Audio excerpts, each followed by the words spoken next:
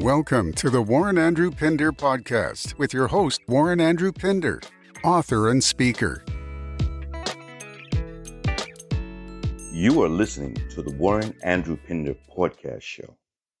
And this afternoon, we are going to be discussing Achieve Men. It's the new book release by our guest and author, Mr. Warren Andrew Pinder. He hails from the island nation of the Bahamas. He is a former instructor, teacher, and currently serves as an executive for a construction management company in the Bahamas. I'd like to welcome you, Mr. Warren, and we look forward to hearing all of your insights and all of your instructions and wisdom coming from your new book, Achieve Men. And before we get started in that, could you just further introduce yourself to our audience and give us a little bit more insight of who you are? Warren Andrew Pinder, as you said, was born in Nassau, Bahamas, where I reside presently. I attended high school here in the Bahamas. I went off to Texas and pursued a Bachelor of Science degree in construction management at Texas Southern University. Upon returning to the Bahamas, I taught for 10 years at the Bahamas Technical and Vocational Institute. I am the president of the Scholars Association of the Bahamas, also the National Jonquil Committee chairman, and I sit on the board of the Bahamas Technical Vocational Institute. Also, I'm married, 6 children, 3 grandchildren. I'm a church-going man, believe in God, very proactive. I'm building my community. I believe in mentoring and building the lives of young men to make sure that they obtain the purpose that God has for them. Okay. Awesome. Thank you. And thank you for that great introduction. I want to begin to focus in a little bit on your book. And if you could give the impetus or the motivation for why you wrote or how this actually came about, the book called Achieve Men. The book was a vision that I got to write about accomplishment, actually, in that I was given this vision to use the acronyms of the word achieve systematically that persons can use in their daily lives. The A stands for taking action, daily action toward charting a course, which would represent the C in achieve. H is for hurdles that daily we come up against. Hurdles that are there to be removed or go over. The I represents the intensity that is needed to really go after what it is you want. The E is the effort that comes from you wanting that goal that you set to achieve. The V would represent the value, your priority. What is that you value? Do you value going after something that is easy or something that is hard? The importance of it. And the last E in the word achieve would represent that if you follow the preceding steps, you will simply earn that which you have sought to achieve. So like as I said, it's just a systematic concept using those acronyms. Awesome. Very good. To earn. And I think that a lot of times that gets missed by the general populace, that though we're all given the opportunity, it must be earned by our disciplined. And so that's very interesting. You talk about achieving. Was at what point in your life did you recognize the need to achieve more? Was there something that happened, someone that spoke into your life? What was it? And at what point did you recognize you needed to achieve more? I always had a yearning for success. I saw and I believe in the cliche that if you believe, you can achieve. And the principle that I know from my life, and I began to see what it was that I wanted to set forth. I knew that my parents set the way for me to be educated, for me to go off, and they afforded me to gather a undergraduate degree, that I had to make it happen. It was speaking to me, weighing on me, that I had to build a home for my house. I had set goals to put my family in a home. I wanted to write scripts in my life that, I can achieve. I wanted a boat. I wanted these things that at the time were materialistic, but it was afterwards that I realized in working hard and working around young men and working around building commercial buildings in excess of 50,000 square feet, and seeing what I was doing and what communicating to persons what needed to be done on the job, was that I realized that I was a high achiever. And I tried to bring those that were working with me to the level and bring them up and let them know that in their capacity, whatever it is they were doing, that they can do the same thing once they believed. You can see what it is that you want, fall in love with it, see if you can feel it, let it become a part of your emotion. Once you know and you begin to feel what you want, and you become literally, attached to it, your mindset change. And that's how, for me, it was like that yearning to see to it that I'm able to educate my 4 kids. I'm able to provide for my wife. I'm able to help her, since that help is wealth. It may not be monetarily, but I'm rich because I reach out as much as I can and help whom it is I can. And this is some of the things that, I do believe. That's when I knew that was the time that God had something for me. Awesome. Amen. You mentioned in your acronym, ACHIEVE, one of the letters H, and you mentioned hurdle. Do you consider hurdles to be trials, troubles, tribulations, hard times, tough times? And if so, how? Hurdles to me are anything that you come up against. It's like you wanting something, and oftentimes you may be blinded, but an angel can come that can save you from going a particular way. Hurdles may be that job that you thought that you wanted or that you had, you did not get, but another job was waiting. So I see it as things that you have to accept. They will come. They come every day. Every day something that stopped you from what you thought would have been a good day. Something will come up. But you have to understand and recognize that these are simply there. As you said just now, maybe a trial, a tribulation. It could be death. It could be, as harsh it may be. But a lot of times we are refocused through the hurdles that we encounter. And we must understand that, God has given us the power to do all things, through Him who strengthens us to remove these hurdles. And once you believe that, as I said earlier, you believe, you become affectionate knowing that, what you want, it's like nothing to do it, and you will remove those hurdles. And those hurdles,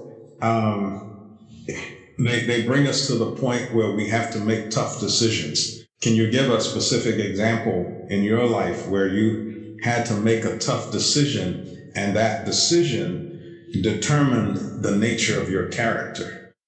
I can tell you there are so many. I can start. So but I would be remiss not to say that, for me, coming out of high school, I recall wanting to be a pilot, as I spoke about in my book.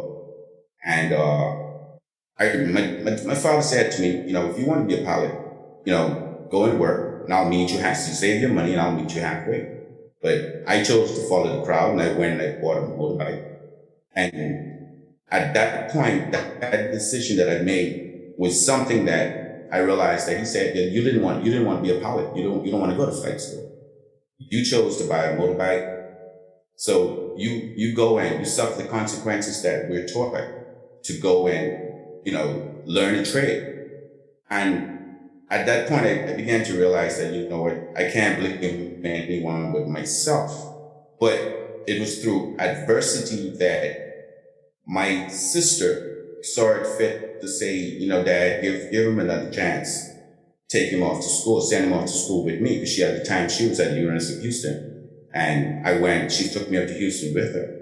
But that one opportunity was the hurdle that literally I was able to remove the doubt because of me not being able to enter into the then College of the Bahamas, because something I had done.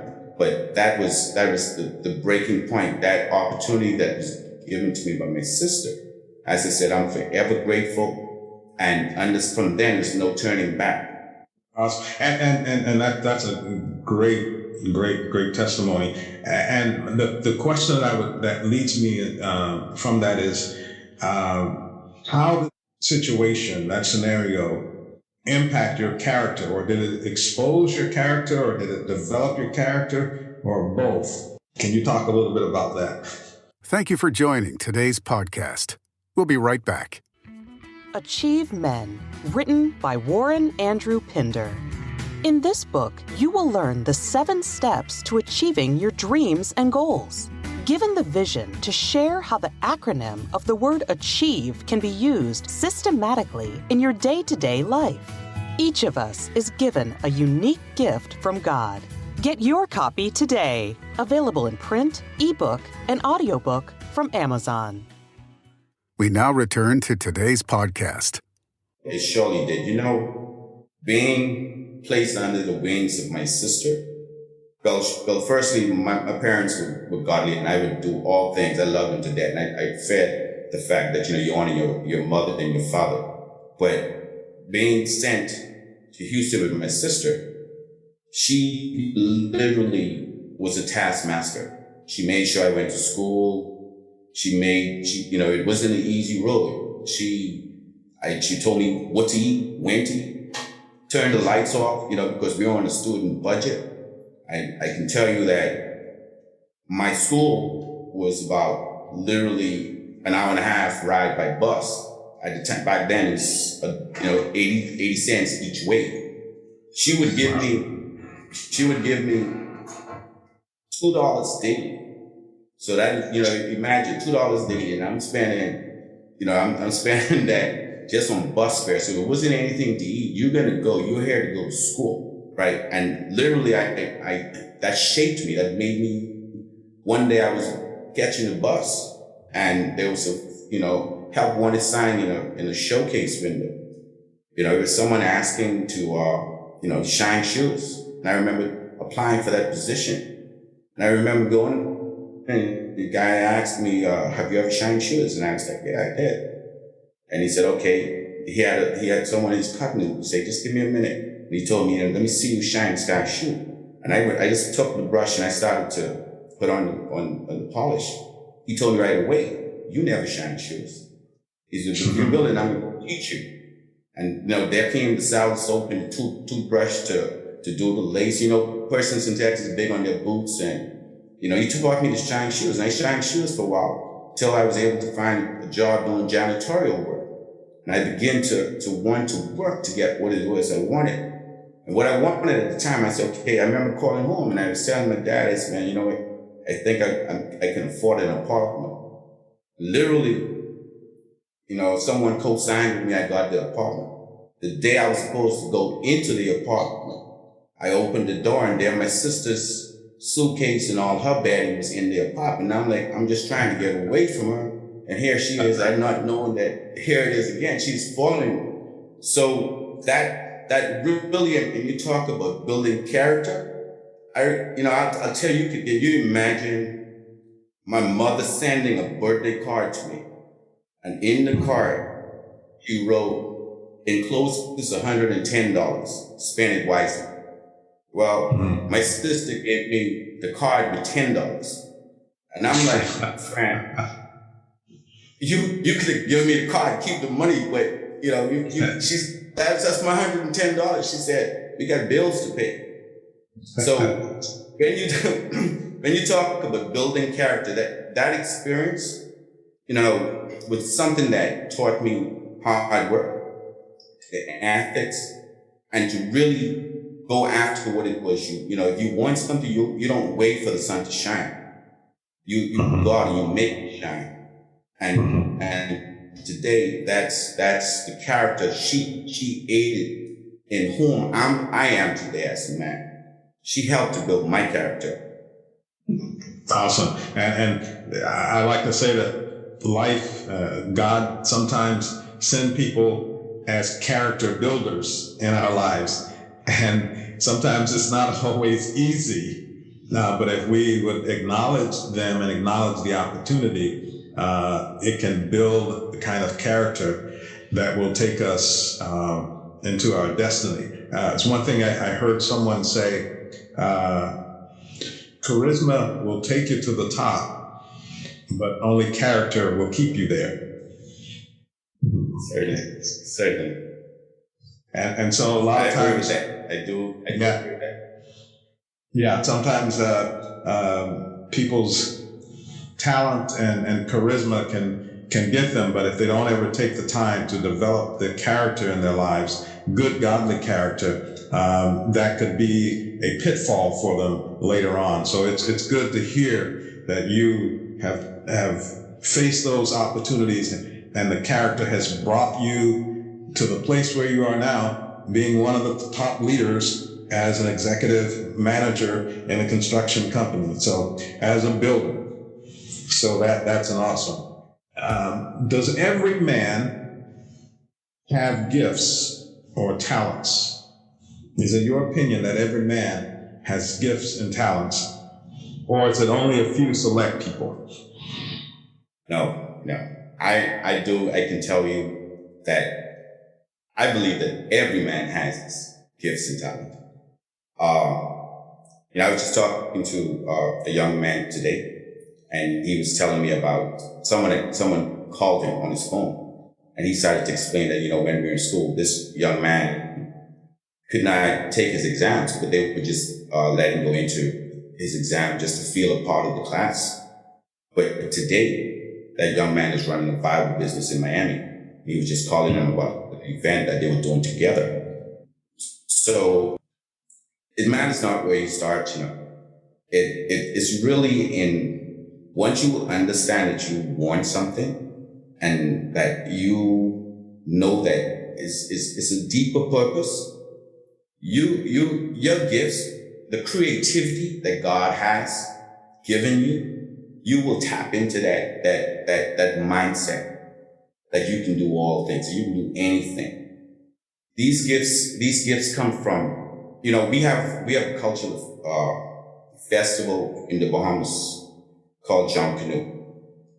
And if you see what our practitioners, the jumping practitioners, build from scratch, and it's just like literally putting out the talent you're creating a product, you're creating a costume that is so magnificent through the talent that you don't even understand what you're doing. Someone may be helping you at the time, but I'm just likening that to the arts.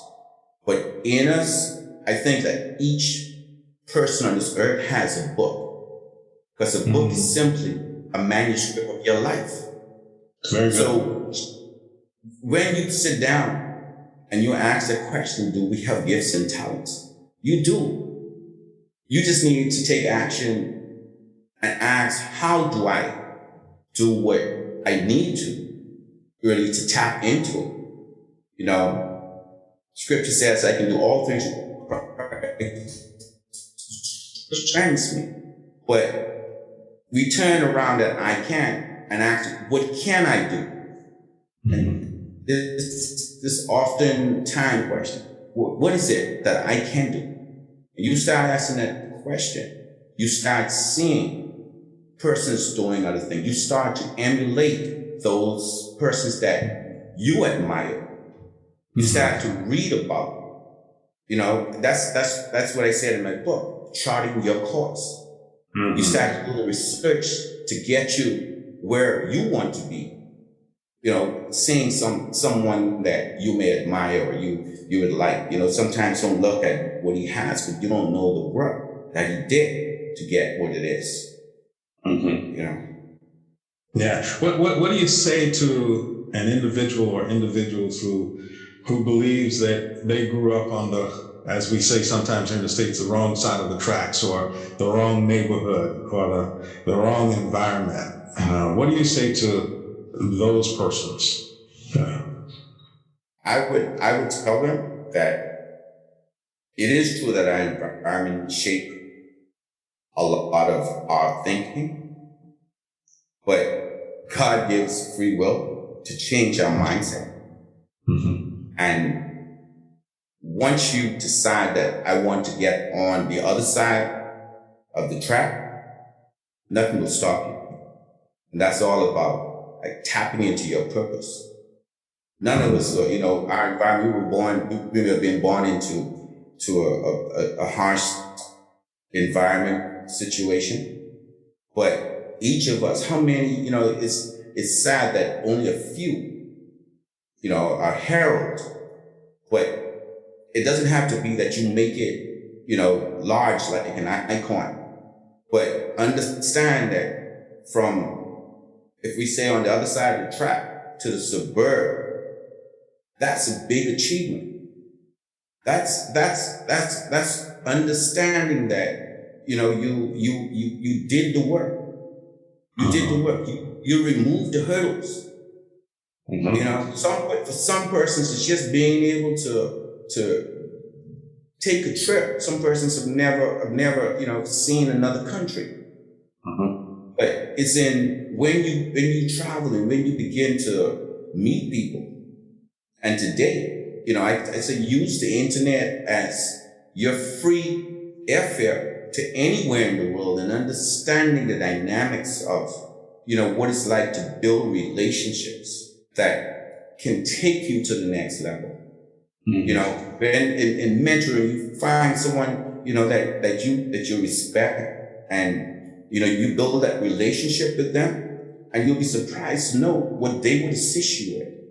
So it's all about charting that course to take you where you want to go.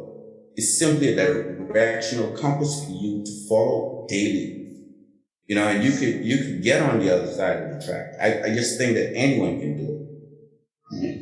And we have many examples. One, which we all are aware of, Dr. Benjamin Carson, the famed neurosurgeon who performed the first brain separation of the Siamese twins, and he grew up in the projects. The single parent with a brother, and both he is a doctor and his brother's an engineer, and so they overcame those hurdles and not allowed the hurdles to become a stumbling block, but a stepping block. You've been listening to the Warren Andrew Pinder podcast show. It's in taking action that you will achieve. Thank you for listening to the Warren Andrew Pinder podcast. We hope you were encouraged and moved to take action. For more information about Warren Andrew Pinder and his book, Achieve Men, visit www.warrenandrewpinder.com.